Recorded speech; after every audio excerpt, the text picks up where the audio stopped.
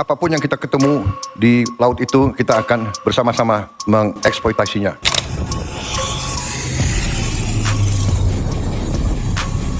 Oke, lanjut kali ini kabar yang cukup greget bos. Yang pertama datang dari Ambalat, wilayah panas penuh sumber daya yang diperebutkan Indonesia dan Malaysia dulu. Seperti yang kalian tahu, kini sudah tidak lagi memanas bos. Sudah sejak lama disengketakan, tapi kini akhirnya pemerintah Indonesia dan Malaysia bersatu, mau menyedot alias mengeksploitasi harta karunnya bersama-sama.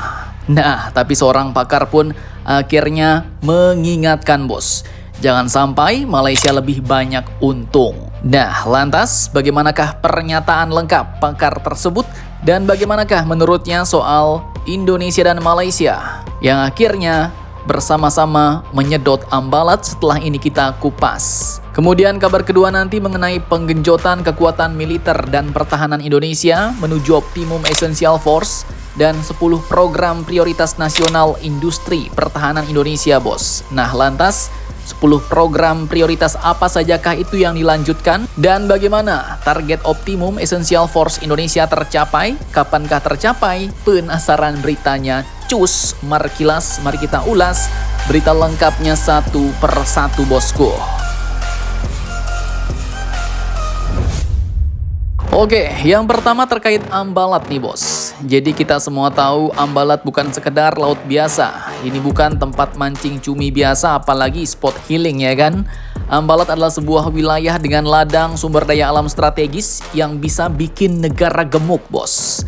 Dan seperti yang kalian tahu kemarin, Pak Prabowo dan PM Malaysia Bapak Anwar Ibrahim telah sepakat bahwa kedepannya Ambalat ini akan disedot bersama. Jadi nggak bakal rebutan lagi nih. Tapi tunggu dulu bos, ini bukan sekedar bagi-bagi wilayah sambil ngopi-ngopi sore di atas kapal ya kan? Tapi ini tentang ekonomi, politik, dan tentu saja kedaulatan bangsa. Jadi kalau dulu sempat ramai kapal TNI kita kejar-kejaran sama kapal patroli Malaysia di sana, sekarang berubah bos. Kini malah bisa satu meja. Tapi ingat, kata guru besar hukum internasional Profesor Hikmahanto Juwana, beliau pun memberi pesan, dan sekarang Indonesia harus waspada bos, harus benar-benar teliti. Karena apa? Dikutip dari kompas.com, katanya jangan sampai Malaysia malah yang lebih diuntungkan atau lebih banyak untung. Bapak Hikmahanto menilai bahwa langkah ini memang rasional dan pragmatis. Karena kalau kita ngotot mau bawa ke pengadilan internasional, kita tahu endingnya bisa pahit kayak kopi tanpa gula bos. Karena apa? Indonesia punya pengalaman buruk seperti Sipadan dan Ligitan yang masih membekas. Dan lanjut, menurut Bapak Hikmahanto, secara umum ada 3 opsi penyelesaian sengketa Ambalat. Pertama, katanya membawanya ke pengadilan internasional, namun ini kecil kemungkinan berhasil karena Indonesia punya pengalaman buruk saat kalah dalam sengketa Sipadan Ligitan. Yang kedua, menggunakan opsi kekuatan militer. Nah, ini menurutnya jelas tidak rasional, malah bahaya, bisa kaos kawasan bos. Kemudian yang ketiga, membiarkan status quo, yang artinya wilayah dibiarkan tanpa pengelolaan dan tanpa kesepakatan apapun. Nah, namun kini pemerintah Indonesia dan Malaysia pun mengambil jalur keempat, sebuah solusi damai paling realistis bos, yaitu Joint Development Zone. Jadi dua negara duduk satu meja, buka peta dan bagi untung secara win-win. Tapi kata Pak Hikmahanto, jangan cuma slogan, ini harus hadir dan Indonesia wajib dapat bagian sesuai haknya bos. Jadi ibarat kata ya, jangan sampai nanti Malaysia bawa alat bor, terus kita cuma bawa doa. Mereka ngebor nyedot minyak, kita malah nonton sambil komat kamit. Waduh, bisa-bisa rugi bandar tuh bos.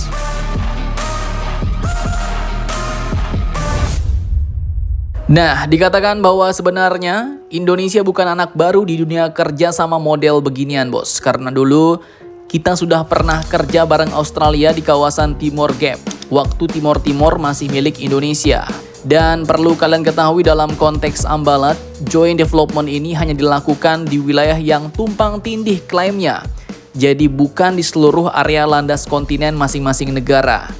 Hikmahanto menjelaskan, konflik Ambalat tidak berkaitan dengan laut teritorial atau batas wilayah laut di permukaan, melainkan menyangkut landas kontinen yaitu wilayah dasar laut yang dapat diklaim hingga 200 mil laut dari garis pantai untuk kepentingan eksplorasi dan eksploitasi sumber daya alam.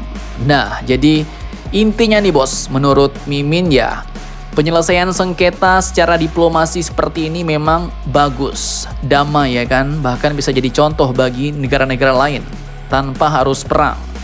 Tapi jangan sampai diplomasi membuat kita lengah bos, karena ya dalam setiap senyum di meja perundingan bisa saja terselip strategi untuk ambil untung lebih banyak.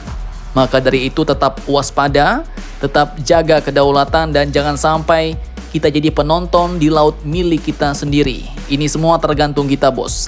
Ambalat bisa jadi simbol permusuhan, tapi bisa juga jadi lambang kerjasama dua negara serumpun. Namun yang pasti jangan pernah main-main soal kedaulatan dan hak bangsa. Mantap, mantap, jos.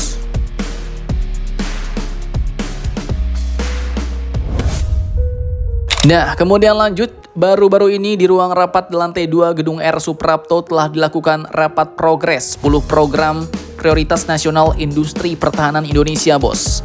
Dipimpin langsung oleh Laksamana Muda TNI Sriyanto, Kementerian Pertahanan pun kembali menggulung peta besar kekuatan Indonesia dengan membedah satu persatu 10 program prioritas nasional. Dan jangan salah, ini bukan sekedar rencana, tapi langkah untuk mengubah Indonesia dari pembeli menjadi produsen bos. Dan para peserta rapat pun setuju untuk melanjutkan 10 program prioritas nasional yang saat ini sudah berjalan. Yaitu mulai dari program pesawat tempur, kapal selam, propelan, roket, peluru kendali, radar, tank berukuran sedang, satelit militer, pesawat udara tanpa awak, dan penginderaan bawah permukaan air.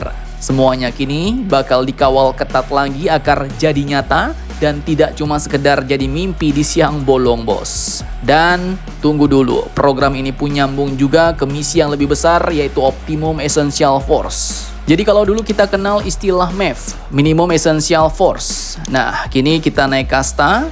Di bawah Komando Koordinasi Kemenko Polhukam, Indonesia pun kini mulai ngebut menuju OEF, Optimum Essential Force. Targetnya nggak main-main bos, yaitu 30,3% kekuatan tercapai pada tahun 2025 dan harus full power alias 100% di tahun 2029. Tujuannya jelas bos, yaitu untuk menjaga kedaulatan, amankan batas negara, melindungi NKRI sampai ke pulau-pulau terluar, dari laut dalam hingga udara tinggi. Dan jangan lupa di balik senjata juga ada prajurit yang sejahtera dan profesional, karena kita bukan robot bos. Dan yang lebih serius lagi, pertahanan cyber pun ikut diperkuat nih. Jadi bukan cuma rudal yang dikunci, tapi juga server musuh. Jadi apakah Indonesia di masa depan akan benar-benar berubah menjadi negara yang tak cuma ditakuti karena jumlah dan besarnya, tapi juga disegani karena teknologi dan strateginya? Bagaimana menurut kalian? Jangan lupa komentar, tetaplah kalian barbar dan jangan santuy terus. Demi Indonesia tangguh, salam Indomax Indo Magazines.